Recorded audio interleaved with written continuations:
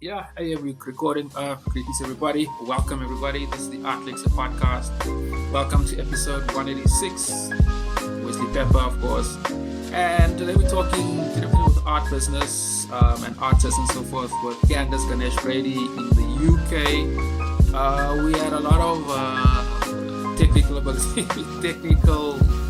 whatever, trying to connect, but the challenges. There we are. But we are here. Yeah. First of all, it's what's the time? It's afternoon. So good afternoon, Candice.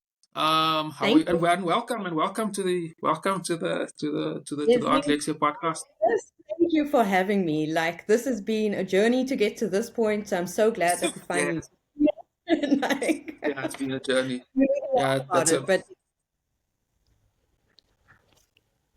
yeah. So let's actually start off right on the top. I've actually been covering.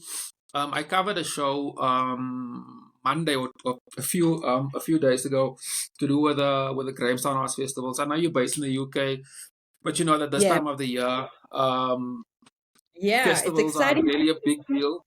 Yeah, it's a, yeah, I mean, it's just exciting and all of that, but I don't wanna be controversial that early, but yeah, it is Grimes National Arts Festival time. It is almost school holidays, and it is middle of the year. So, with that said, Pedlar and Associates, 6 years into 2006, how is it going? But before that, just tell us a little bit about the business and who you are and what you guys do and so forth. So basically, I started Pedlar and Associates ages ago. It's always been a passion project of mine. I've always worked in an assistant role. And my last boss, unfortunately, she passed away this year, and I promised her that she would be the last person I work for. And so I'm pretty good at keeping my promises. So I thought, screw it, why not? It's now or never. And so I launched it this year. It's been pretty fast. I know that it's been in the back of my head for a long time, but the momentum once you start it is insane.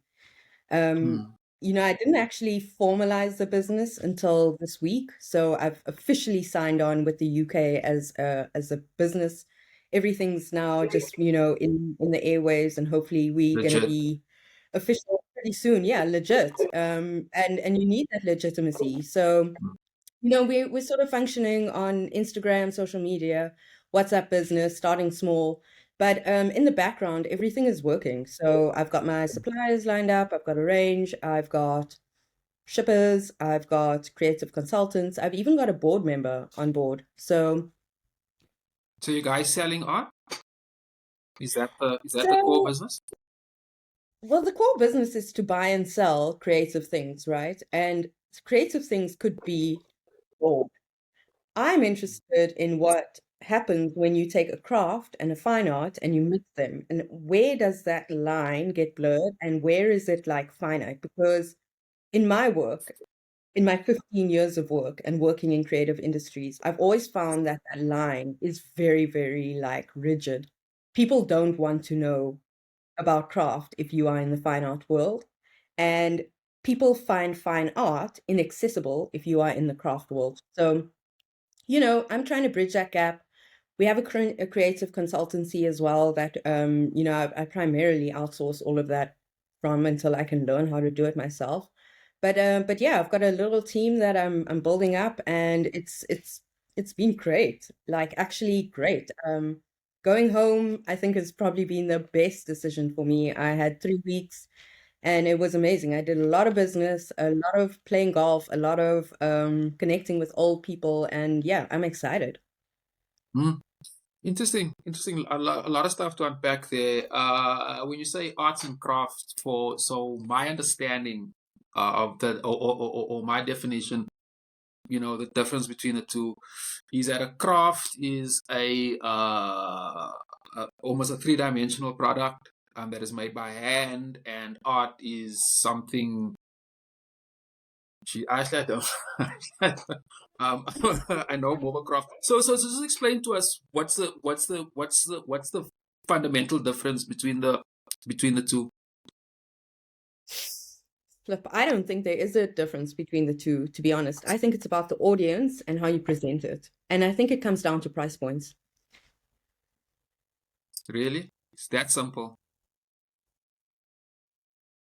After 15 years of working with fine artists and with crafters, I think it is really that simple. I don't think it has to be Craft or crafts are also the first thing that comes to my mind is airport stores, tourism centers, and stuff like that. Where you want a little momentum of wherever you are and all of that. Do you think they've got different markets though? Absolutely. The buyers can be the same, right? In my line of craft though, and I talk craft, and it is airport shops. I've stocked those airport shops. I've been involved in making sure that product is in there. In fact, I was going through the Joburg airport and I could recognize pieces that I had sold to those airport shops Oh, still sitting in their shop 10 years later. okay. So, like you got to take the shit with a pinch of salt. I think that airport shops are one type of selling mechanism for craft. It's not inaccessible for fine art to be in an airport shop. If you go to Dubai, they have Cartier, they have Rolex, they have, all these like high-end brands. So there's no reason why a fine art gallery couldn't coexist in this weird airport shop economy.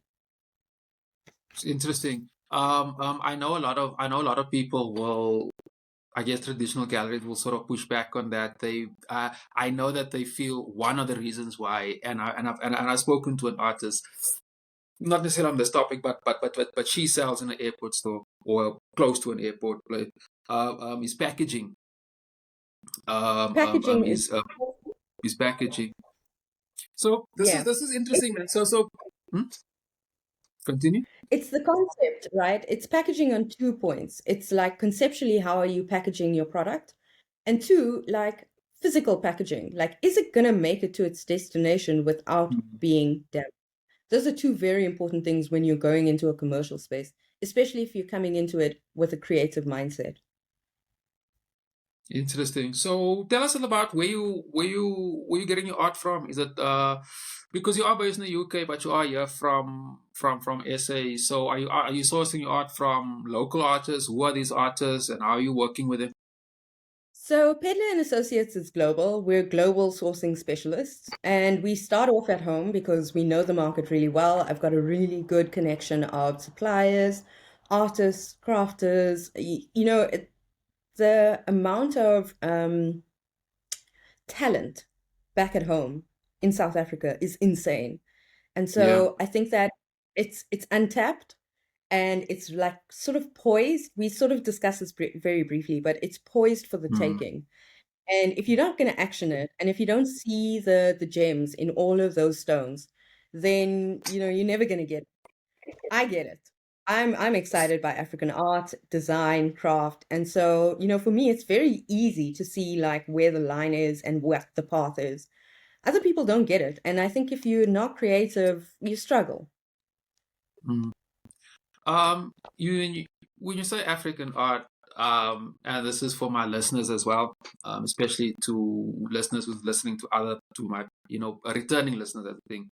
Of course, Define yes. African try to define African art to you, because African art, and let me come in there. African art or traditional African art has a very specific aesthetic, especially I'm if not it's being sold in Europe. I'm not going to define it. That is asking for trouble. It has a very it is I'll tell you, let me sort of come in there and sort of say why I sort of wanna direct this. Yeah. Yeah, you can call me out or push back, that's fine. There is a trend, and this is not just fine art. You can make the same argument for poetry. You can make it for Yeah, short no, for creative writing, in general, music as well. There's a sense of if you the African as aesthetic is devoid of technology. They never wear shoes. There's always a bright sunset. Of bullshit. Sorry to cut you off right there, but like that whole line of thinking is so aged. It's so aged. It hasn't aged well. It's I think that if It you've hasn't got that aged. line of it has not aged well. You know, especially if you're going into like whatever is happening globally right now, you can't come in with that line of thinking. You cannot have a Western or a Western centric way of thinking when you're approaching African centric business. Like you need to drop your pretenses and you need to understand that if you're working in Africa, you need to work with Africans on African time, the way Africans do it.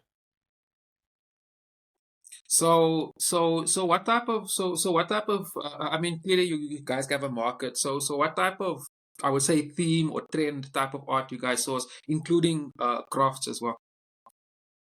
Okay, so basically, our strategy is to introduce ranges at a time, and the ranges they grow organically. Our current range is called the Desert Nomads range, and it really explores like what it means to be a nomad and what it means to be in a desert. Like, are you talking Dubai desert or like Sahara desert, Yeah. or are you just talking about the beach desert, right? Like, I mean, what is a desert? What is a Mm. nomad? Are you a digital nomad? Are you a traditional nomad? Are you, you know, nomad and nomadic is like quite a, if you really want to delve into the lexicon of the word, it's kind of contentious, but you know, whatever, we're going to use it because why not? And like nomad theory as a theory exists. And you know, I can share more information on that with you separately so that you can include it for your listeners. But I think that these are things that like we like to introduce. So as Pedlar and Associates, this is what we're into. We are into introducing these concepts and theories, integrating them into our range, and letting people understand and learn about ranges as we are producing them. So right now we've got this first range, Desert Nomads. We're looking at Tonga stool, Tonga baskets, Buhera baskets, and I'm currently working on a range of ready-to-wear items as well, so a bit of fashion coming in on there. And in all of our marketing, you'll see that we try and include like an audio element as well.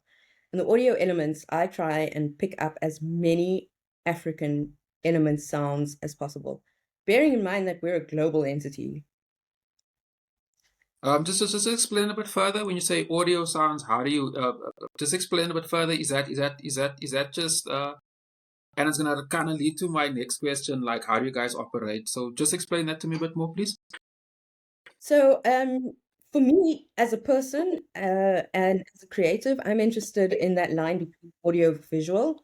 And when the two mix, and if you've got a very powerful audio piece and a really powerful video piece or visual piece, once you connect them, something magical happens. And it sometimes happens and it sometimes doesn't happen. It happens for me. Um, from time to time. There's just something that you see and you hear at the same time, and magic happens. It's like when you see an artwork and suddenly it's like it takes your breath away. It's the same kind of idea, except it happens organically and it's happening now because we are exposed to so much of this every day on Yeah, social media. yeah, So yeah. We're in it's a kind of visual, very visual stimulated. Do you know what I mean? It's like the reason why everyone's scrolling through all these videos all the time. And Mm. people say they're not on social media, but they are. They're running Finsta accounts or they're looking over the shoulder of their colleagues while they're busy looking. You know, my partner isn't on social media. You wouldn't find them online, but they know what's going on TikTok. Mm. Yeah. Interesting point. We definitely, I've noticed as well how social media has actually influenced just everything about art making, the size, how people produce. Artists are broadcasting from the studios, and that's changing perspectives Exactly. of how people.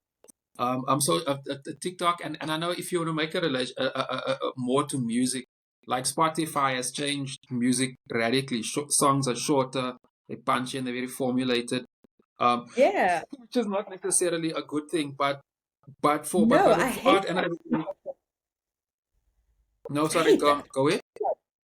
No, I just hate that songs are shorter these days. You know, I mean, like, Yeah. why can't we have another Mm. good song anymore? Like, can we just bring back some Queen? Yeah, it's interesting. I find that fascinating how it's changed and adapted. Because if you look back throughout history, radio firstly influenced how the length of songs, as well. So all these mediums constantly do that. But I guess my concern with contemporary music, or at least yeah, I must be very specific. We say pop music, it's very Yeah. formulated. It's incredibly formulated and it's safe. It's very safe, and they know the audience. They once you understand your audience, and actually that leads me sort of to my next question. So just explain to like how you guys operate. How do you guys sell? Who you guys selling to? You say you are a global company. Yeah. So we basically source, currently we're sourcing from South Africa and we sell to high LSM individuals. But when I say that, I'm not saying that we don't sell to people who cannot afford it. We sell to Mm, everyone. We'll have a price point to match everyone's budget. It's not inaccessible. It's stuff that we should actually be having in our homes anyway, because it comes from Africa. It's African craft, it's our heritage. And it's things that are ending up in European houses and European museums, which is no problem. But like, can we just start supporting our own at home? It's quite so sad. yeah, It's that's quite, actually quite a another that's actually quite yeah, or rather a separate point. There's a lot of the majority of artists that I know and that I speak to, of course, are not signed to major galleries. It's a very unregulated industry, and it's huge. It is huge. There's guys that has families that is making a living off, for example, sign writing. That's doing very beautiful, very interesting, very intricate sign. Um, you know, so yeah. But anyway, that is a sort of a separate thing. I sort of wanted to ask about, like, yeah. do you guys actually do exhibitions, or do you talk So, directly through to clients? so that's part of the expansion plan. So within a year, we want to start having exhibitions. But, and you touched on this point, right? Being a gallerist these days is not something that is without, oh God, I have to be so careful when I say this, but like, it's not without its concerns. Yeah, yeah, And you it's know, a a pretty lot of tough gig. them, it's a tough gig. It's not something that I thought I would ever be. So it's not something that I want to be. But if I want to sell art, then you kind of, are you a gallerist or you just a salesman? You know, I'm a peddler. I like to Ah, sell. I see what you're saying. I see what you're You see what I saying. mean? Yeah, At what yeah. point are you a gallerist? At what point are you just a salesperson? And what is the nice way of selling art that respects the artist?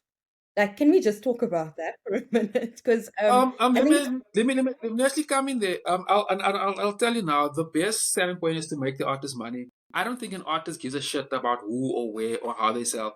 If you I pricing your know that's at facts. They 5,000, give it to the person. They give you Yeah, 5,000. Make the artist doesn't care. exactly. And you It's know, that. and there's something about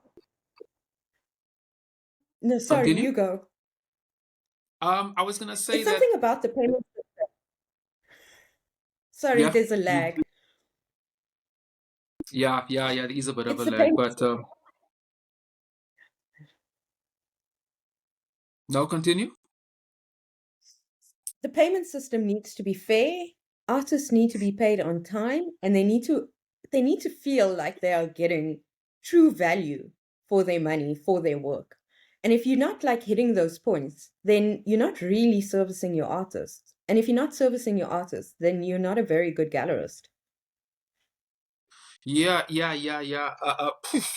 That point actually, it resonates.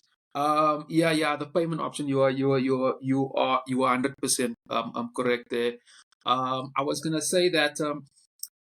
this is a problem that this is where I sort of are placing myself in this art ecosystem. The gallery system never worked for me personally, right? Mm. I always felt like it had a very big prejudice, especially on what type of art I want to make. The gallery always kind of dictated of what direction I should go, and if I sort of went in another direction, regardless of the quality of the art, there was always yeah. Pushback? So that yeah, man. This is my understanding of it is that the gallery owner has his market and they know what their clients want, and they play it safe because they have overheads, they have bills, debt, and so forth, and that artist They needs have to sell. they have a brand that So they need to yeah, pretty much. And that's the problem, and that's the problem. I think that approach it stunts growth, and most importantly, and this is where I want to engage you. It doesn't grow the art market. So if you have a database of 150 odd names, over 10 years it might grow by 10 or by 15, but it's still the same demographic, and usually geographically also they're very specific. I think it really stops new markets, which I don't understand, because this is a capitalist system, and capitalism likes competition. Capitalism likes to it's not satisfied with comfort. It always wants more and wants change. Why don't galleries do that? A lot of artists have that issue. I think it's because fine art, and we're talking fine art now. We're not talking craft. We're not talking about the shit that Yeah, people think they do on the weekends, right? We're not talking about that. We're talking about fine yeah, art man. that deserves, right. So now we've made that distinction. Fine art is niche. It is a niche market. It is not for everyone. And you learn this in art Mm. school. It is not for everyone. It's hard to like crack the nod. It's hard to get into those circles. Once you're in, it's fine. But to get in, oof, no. Mm-mm. I mean, I used to work for the Joburg Art Fair, right? That's actually like where I had my like grounding, and I came up through the systems, came up through the ranks through there. I actually started off as a chaperone, became an intern, an office manager, worked my way up. I think that I saw it at the Joburg Art Fair, like working within that space, The because whole it art fair is, is awful, and it's you cold. know what? Then Space, back then, the place is physically cold. it's a physically cold space because we put it cold so that it encourages people to buy. So the temperature in that space was always Really? set at 17 How degrees. does Yeah. how does that relate to sales? Can you explain that to me? If you're too hot and uncomfortable, you don't want to spend a lot of time in a space. And the Joburg Art Fair, traditionally, shit, I don't even know if I should be saying this, but I'm going to just say it anyway. Traditionally was always in a cold space, very big, cavernous. You've been. Yeah, You yeah. if you get very hot walking around, you're just going to want to be like, stuffy, want to get out of here. So Shush. if you're trying to encourage your buyers to buy and to stay, you need to keep it cold so that when people walk around that fair, their bodies are heating up, but they're not heating up to a point where they just want to get out of there. They're heating up to a point where they just want to mill around, network, keep going around in the same loopy circle, spotting people, chit-chatting, taking bloody photos, that kind of shit. And Interesting. it's like the dynamics of selling. And if we're talking about fairs, and this is not only in the Joburg Art Fair, this is fairs Yeah. in general, Yeah. not biennales, fairs. This is how they function. There's so much I want. I mean, Wow. and There's let's so just much I say, want to say not about that. only, I know, I'm sure there's going to be a lot of backlash, people saying, "Oh, what a load of hogwash." But think about it, don't think about it, believe it, don't believe No, it. my thing is that art. Look here, and I must give some perspective to this. Like deep. I'm Pan-Africanist, right? I believe Africa for African ideals for African people, right? And part of Right. Africa, one of the sort of chapters from that is community. Is in how we greet each other and how we talk to each other. Language and things like that. Okay, so with that said, right? Um, most a cold, miserable environment, right? Others are very sensitive people. Others are very in touch with. Artists react to the surroundings, I think, differently to everybody. Others are not all, but socially awkward, etc., etc. Mhm. If you want to get, I don't know, man, a cold environment to me sort of goes against that, and it sort of creates to me that is capitalism. It has nothing to do with art. It's got to do with business. Um, I don't think that uh, uh, connection is has got longevity to it. I think if there's an alternative, artist will run like that, and that's actually where I want to come in as well. Not come in, but it will sort of continue the conversation. I wanted Okay, to disagree yeah, with you, but no, I'm not go for it. going to. I No, think please, that please go for it. art fairs are not for artists. They are not there to Yeah, serve no, the artist 100%, 100%, money. 100%. No, I So agree with you there. there are booth costs, there are running Mm. costs to art fairs. There's a lot of money that goes into being on an art fair. And No, truthfully, if you, 100%. yeah, it's a trade fair, right? Like, let's be honest, it's a trade fair. And there's a lot of them popping up. When I was Yeah. working on it, the Joburg art fair was the first of its kind. Now you have Mhm. like the Cape Town Fair, you've got that one that's running at Shepstone Gardens, the Latitudes Fair that was on like quite Yeah. recently. You've Yeah. got like all of the fairs in South Yeah. Africa that are popping up. And so yeah, it's good. It's good. No, no, good point, good point. And that's also look, man. I also engage in buying and selling, or the business side of art. Um, in removing art from the art industry. I don't know, man. Like, I've been to also another pushback from art fairs is the price of everything. Like you say, it's not for artists, but you're selling a fucking work, man. You understand? It doesn't. I don't know. It just doesn't add up, man. It's I think that's why it's so inaccessible for artists, right? Artists as single artists, you as Wesley Pepper, to be on an art fair, I don't think it's commercially viable. I think that the way that you would go about it, if I was a Wesley Pepper, I would find chums. Maybe so 10 of us, we get together, we put together a booth, and we tackle it that way. I think I heard from one of my friends that the Venice Biennale was like closing down their African pavilion. I don't know if this is true or not. Maybe it will be something else next year. I don't know. But word on the street is, there's going to be some changes over there. So I think the way to I move know forward that is to I just, know that one curator passed away recently, yes, actually. yes, yes, cool. Yeah. Yeah, Yeah. in Saints More. There's been a lot Yes. of death in the industry. Yeah, There's been, there has, like, what is there going has. on? This year has Yeah. been crazy. Yeah. The amount of And it's artists all that I've, yeah, no, something's wrong. no, no, no. That's 100%, man. Shit, man. On this podcast, I've recorded now two of the artists that I've recorded here since passed on, and both tragically. Two. You, One took that's his not, life, and other one had a heart attack. That's eerily. I don't listen to that shit anymore. It creeps me out. But yeah, just to bring it back to like the ease. And that's also shit, man. This actually bring me to another topic, and I can talk for days on this.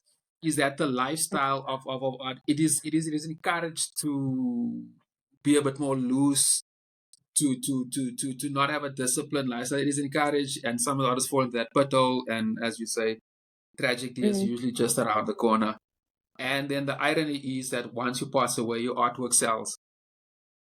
Exactly. Exactly. I was just going to touch on to that with like you've seen it, right? Like with Picasso's, and you've seen it with like all the greats. Like during the time, I mean, Van Gogh is probably like the most Hmm. well known, you know. It happens. I don't know what to say. Yeah. It's yeah, there was actually a joke in when I was in art school many years ago. Was like, it was a joke like, yeah, we have to die first. And then I thought about it the other day. Like we used to laugh at that twenty Yeah. odd years ago. And yeah, I am. Yeah. Which actually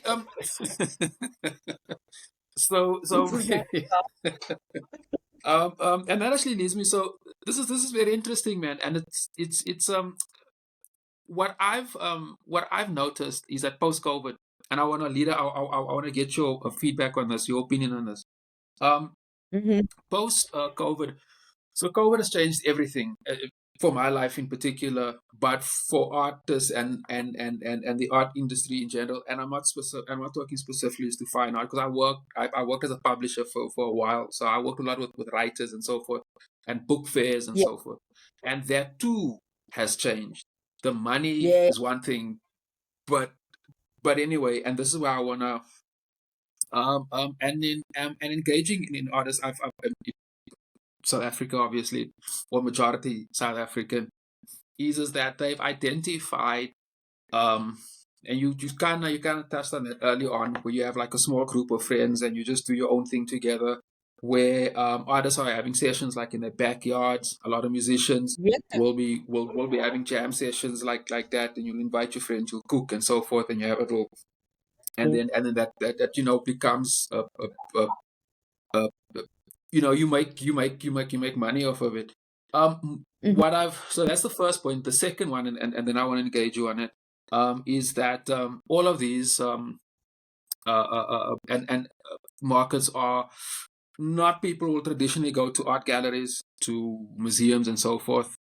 And I've Mhm. done that here at the back, as well, and they love it. And I think that's a very interesting thing that I've noticed, is that, and also engaging to artists here, is that there's a lot of markets out, or let me say demographics, and all those marketing terms, to say there's a specific group of people that will be very interested in buying. There's just no access. There is absolutely no access. And if you look at social media pages, and I just want to make this point, and then I'll engage you. Um, and this was the thing that pushed me, or down this road, is that many of my friends, and I'm talking specifically like musicians and poets and so forth, I would make a post on social media. Let's just use Facebook, for example, and the interactions will be overwhelming. It'll be north of Right. 100 to 1,000 likes, and so. But if you actually have the gig, then it's not even a Yeah. third How or a many people? fifth of that. But that doesn't but that doesn't say that those people who like that, didn't want to support. They just don't have access to it. So just to summarize, what's your take in Pedlar Express moving forward in this whole changing demographics post COVID, in how artists are exploring new markets, and how are they using technology to grow those markets? That's like a really big topic to try and unpack quickly, Wesley. I almost feel like it's a Oh, second, you know? oh, well, try your okay. Fair enough. So yeah, just Bite-sized try. piece. I will be chopping it up. So by the way, those are very I do a lot of that, and the majority of my hits are shorts, actually, the overwhelming majority. But Okay, anyway, good just times. try. Okay, can you repeat the first part of your question? It is basically wrapped around post COVID, changing demographics. Some people have less money, some people have more money, some people are interacting with art differently, and then how artists are Hmm. adapting to it, and the technology they're using. Post-COVID, there has been changes in the way we interact in general, right? Like humans are interacting differently post-COVID with our work, with each other, the way we create. We're working from home more. We want to do more of this hybrid business. And so it's really had like a global shift, right? We don't have to argue about that. We don't need to go into deep depth about that. But how it's affected, I think, like creative spaces, is that those typical white cube spaces that have always been inaccessible, now we're just kind of pratfall with them. And now we're not even bothering with a white cube space. We're just going ahead and creating our own. And in fact, you had a lot to say about the Joburg Art Fair, but I think I'm loyal, right? So I'm always gonna like pump up a Joburg Art Fair, even if I don't believe in, and I'm Go not for even it. on the team. You know what I mean? I'm not even on the team, but I'll go for it because I'm loyal Go for it. and I believe in commercial success, right? I'm a bit of a capitalist like that. Like I'm not gonna Same lie. here. Same here. People might crucify us, but like it is what it is. You like to make money, These are you're a capitalist. capitalism. You gotta make money. You gotta eat, bro. You got No to feed your pushback on family. my side. You got to feed your family. So I think your idea of having like backyard parties and getting in your crew, I think that's the way forward, right? And to just keep on doing it so that it becomes like a steady thing. So that instead of going to a pub on a Thursday night, people are going to come to Wesley's backyard because they know the jol is there, the vibes are there, it's Puza Thursday, everyone's having a good time, and they get to interact with art at the same time. So it's kind of like a first Thursdays, but better, because I Yeah. find first Thursdays just actually they're my worst type of event. I hate them. They're full. They're full. There's just like too many people there, and it's people wanting to Yeah. It's a take pictures. party. What It's a is it? What party. are we looking for? Are we networking? Are we drinking? Are we eating? And it's all on a Thursday night. Like Good it's too point. much. Thursdays has Yeah. just gone out. So first Thursdays need to happen in our own backyards. That's how I think it should be. And your point about it doesn't diminish, like maybe you might have 150 likes on social media and only 10 people pitch up to your party. It's okay. Those 10 people are going to be with you. They'll be there again next week. They'll bring another two. And before you know it, by the end of the year, you're going to have a party of 50, Yeah, man. Just a point on the first Thursdays. Yeah, I get what you say. Yeah, no. I think that thing is just marketed for an actual party, mostly to sell drinks. It's And just, it's oh, yeah. yeah, it's just that they some art. I've actually tried a bunch of the in the early 2000s. In there was this one club in Melville that I used to go. I knew the owner and we used to do sessions there and stuff. And I used to Which, actually put which up club? my art there. It was called, this is like a long time ago. It used to be called You Samba know, Lounge. Buddies of I know mine, some. DJs of mine, really. Yeah. Yes, Wesley, I think we Friends of might mine be the same. used to go. No, no, no. I got that some time ago already. You can hear it in the words. You no, no. I tried that, and people broke the art, like, but they were engaging, and I did pick up something that was interesting. There is that artists, if you want to have a dope ass party, you bring artists in, right? You put some poets on the stage, you have some artists there because we've got the energy, we got the swag, we got the fashion, and we are talented, and we just Hey, radiate a different type of energy. the respect for each other's crafts, right? Like a poet isn't going to go in and start trashing your artwork. Like, Yeah, you know, yeah, yeah, yeah, they uh, they don't do yeah, it. yeah. The idea of the social thing. I get your frustration there, and I also get the I guess the club owners and whatever, in having it. And it will be interesting. I'm gonna see if I can do an episode on that. It'll be interesting to talk about the economics behind that. You see how much art gets sold, I don't think how the etc. art. etc. I think that those first Thursdays are actually about marketing a precinct. So, the Mm, Rosebank precinct becomes mm, a place for people to congregate, mm. Braamfontein or Arts on Main or Cape Town or, wherever this thing is happening. So it's really Yeah, just about yeah, activating a precinct rather than selling art. Mm. Which is actually like, and this is sort of a closing point, and yeah, but let me explain. This is something I'm personally invested in. Is that I feel that like we are developing an app, and let me explain to you what the what's the short to long term goal is. The short term goal is firstly is to and I've been doing that, is to get data and information from artists from all over different genres, and Mhm. so forth. And I'm talking about information. I'm talking specific, like who they're selling to, where they're selling, how they are selling, stuff like that is very important to me. And I've got a bunch of information on that. So the platform that we are developing, um, I long term I'd like it to be more video based, and more augmented reality. But we gotta build step for step. So for now, the artist will just have his or her own page, like own gallery type of thing. You only will upload one video, but that's only for now and stills.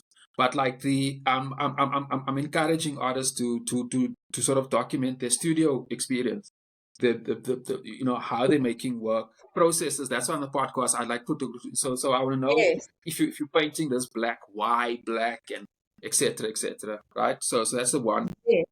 And then moving forward is to sort of to grow on that, and then make it more video based, and have the artists broadcast live videos from the space, but Video. also That's and then amazing. potentially monetize it, where you have like a first Thursdays type of thing, but have it virtually, where there is a gig.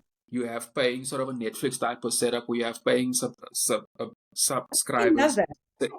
Like, thank you for doing this. I know that we touched briefly on this app yesterday, and I was excited then. I'm excited now. I want to be on your app team. No, fantastic. Thanks, man. We'll talk privately about that. That's not exactly talk for a podcast, because this thing will be up here forever. But I do wanna raise a point there, like just in terms of how I look, man. I've worked with enough galleries to know that um, having people get into their car, put petrol in the car, drive to the gallery, have wine, have food, and then potentially look and buy work. I think that's unsustainable. Um, yeah, man. I Yeah, think it's an expense. I want to create. Every other industry is on this device here. Every industry um except ours. Um, that is I think something that there, I've. yeah, there are some galleries that try and do it online, and it's weird. I think that your idea of an app kind of puts like the power back in the space of the artist. And that's why I'm particularly interested in like what you're doing. Artists And who I think have that's who have huge social media following, it is very easy for an artist to because if you see something from the artist, say, look here, go and visit this website, as opposed to a gallery exactly. or an institution telling you. It's a different, it's a trust thing. And artists are weary is such a weak word. Artists are weary and tired of the same old system of. It is I'm unsustainable, and it's seeing a been running lot of like that for 200 fucking years, man. Over 200 years. How can something for over 200 years still be relevant in 2025? I mean, it's the reason why, No. some we're not that advanced as a human race, Wesley. I'm sorry to say it, we're not that I think the advanced. more we go forward, the more we go backwards. That is very. I was actually quite overwhelmed and I've been following this very closely. It's like post COVID, nothing has changed in our industry. Nothing. There No. is no. No. And I talk to these guys like there's always an excuse, like, there's no money, you need cameras, and there's no So money no, and it's this, and bullshit. Yeah, no, that's I bullshit don't buy because it. I set up my I don't buy it. Yeah, I don't buy it either. I think it's an excuse. No money, it's an excuse. I think that if you want to produce, you can produce. I think you can set up a studio wherever you want to set it one up. I set one up here in my little house and I'm producing work. So Oh like yes, yes, yes. Show us some of your work. You said it I'll in the show in it. the beginning. Yeah, so I mean, I'm just working on some simple watercolors. It's really, really just like I haven't produced artwork in a long time. So it's watercolors with a bit of mixed media. And I can send you some, obviously the pictures of them, but Mm. I work Yeah. off a cheap, and like it's like a study book, like one of these, book. Mm. Mm. So it's, you don't have to be on Fabriano paper and you don't have to get all in your element about what it means to be an artist and what it means to create, because no, it's bullshit. Actually, you just Mm. need to get down to it, do the work, and then when you've got a body of work, you need to actually formalize it with a conceptual statement. And once you have those things in order, your ducks in a row, then you can start commercially and viably selling art. But like up until that point, no one's going to take you seriously. Otherwise, Mm. it's just Yeah. this. Like, Art is subjective, and I find there's one of my favorite MCs said that there's a market for everything. There's a there market for is. everything. You have, and then he There is. I explains mean, like there's yeah. a market for every bit of art, and there's somebody that resonates with you. There's just no access. There's zero access, and you can add on to that. Like if you look at social media platforms, for example, like Twitter, I've removed myself from that bullshit. I don't fuck with Twitter Oh, anymore, X or whatever. I I think don't. the So thread. so they yeah, no, I'm on Threads, I'm on Blue Sky, LinkedIn, Facebook, LinkedIn. and Instagram. I'm not on TikTok. Pinterest? No, and Yeah, I'm no, not on TikTok TikTok. is. I think if you're on Instagram, Tik you don't need to be on. But what Yeah, can I ask you? Why aren't you on Pinterest? I don't know. I never thought of it. Somebody, a buddy of mine asked, sent me Subtrack. Apparently, there's also a very interesting community there. Subtrack or Substack. I think it's mean, Substack. Substack. Uh, Substack. yeah, you see, I Yeah, I can't mean, remember. if you go onto Reddit, then you can sell your art on Reddit. I mean, let's be honest. You need to go where it is, and like, I don't think you need to be on every single platform. You just need to be really, really good. Yeah, no, I don't have time for that.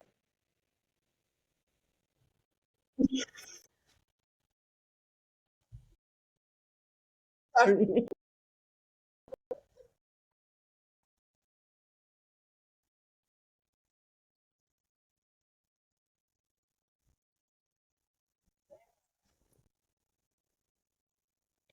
It's, you know, Facebook and Instagram, as they win.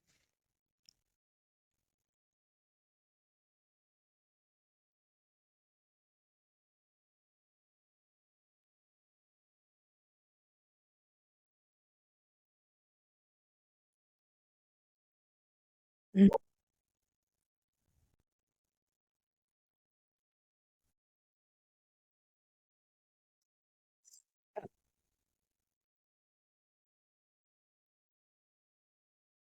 Yep.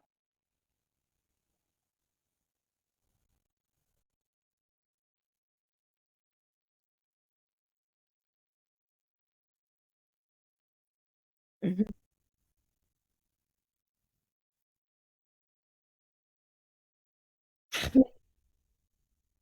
Yeah, you either gonna yeah, I'm not.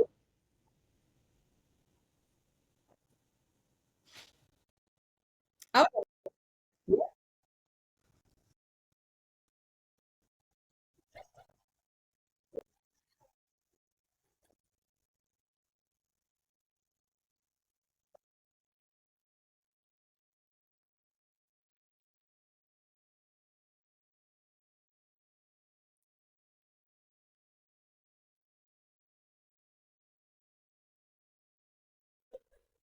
I know. I know it's unfortunate, right? And if you think about it, like those in Silicon Valley and those like doing all those Chinese apps, a lot of them are South Africans that actually are just expats, you know. A lot of South Africans doing business, a lot of South Africans doing amazing things with apps, with design, with technology. I could totally spend an episode speaking about how much I love South Africa and how much like that part of because that's what I know, right? You Pan-Africanist, I'm a South African. That's what I know. I know that we have a wealth of knowledge and it's untapped. And it's waiting for people like you and me to just actually go, hang on, this is how you string it together, and this is how you can make it big.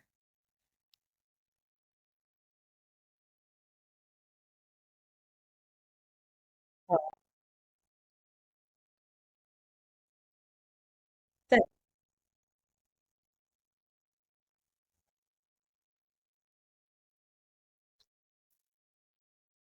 I get it. I get it. So, yeah. Yeah.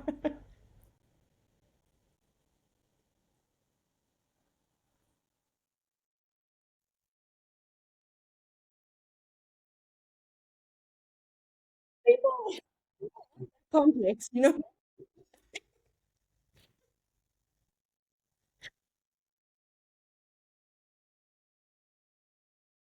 I know. I don't know if there's anything good in there, but I hope your viewers enjoyed it. I really enjoyed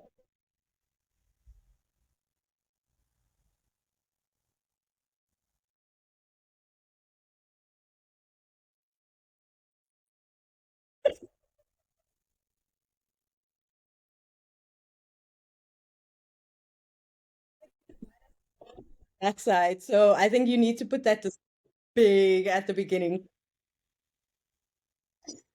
Please, please.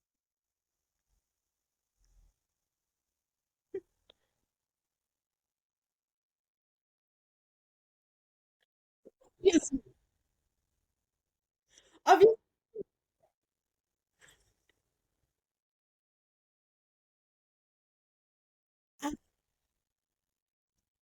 cancel culture and woke culture, it's very, very similar. You know what I mean? It's like on the same periphery. So I get it.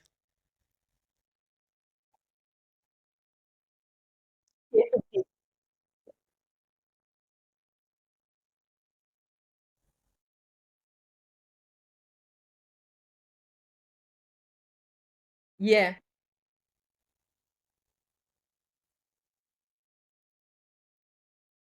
Yes.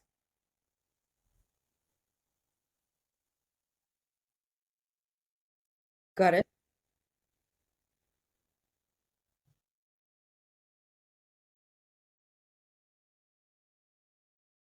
Got it. Yeah.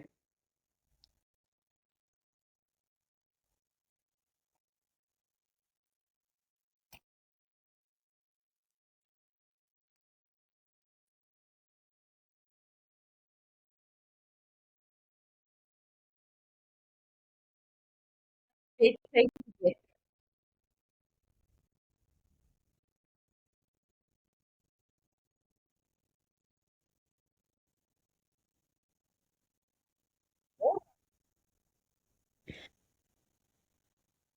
Yeah, no, please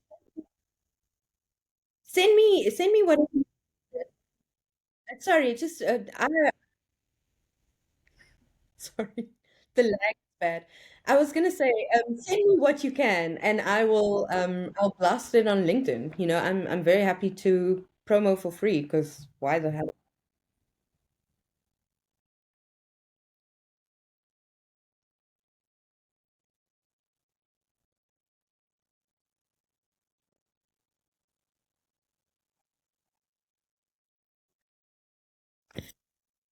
LinkedIn, they can get hold of me on my email account. They can get hold of me on WhatsApp.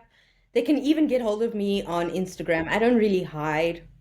You know, I don't like people know where to find me. There's only one Candice Ganesh-Brady in the world, I think, I hope. And so it should be me, you know, there's only one Pedlar and Arts in the world. It's Pedlar and Associates. And so, you know, you find me.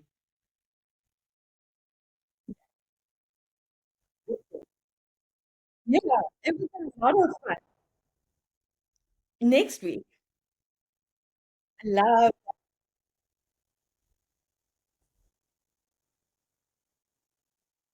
it. And also, your life can't revolve around these set days on when to publish, right? I mean, work doesn't work that way. Life doesn't.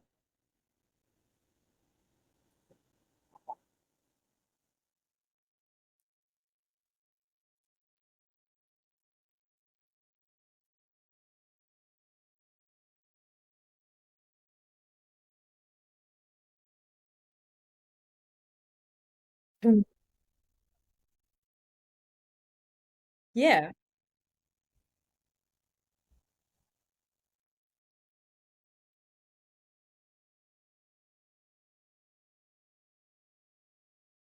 yeah, the algorithm.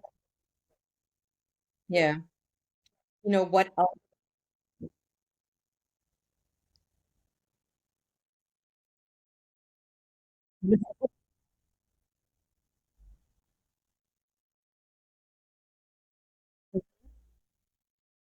Hmm.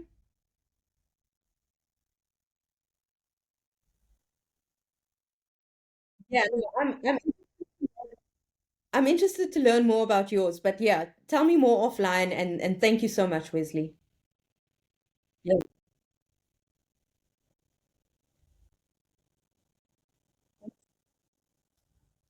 Thank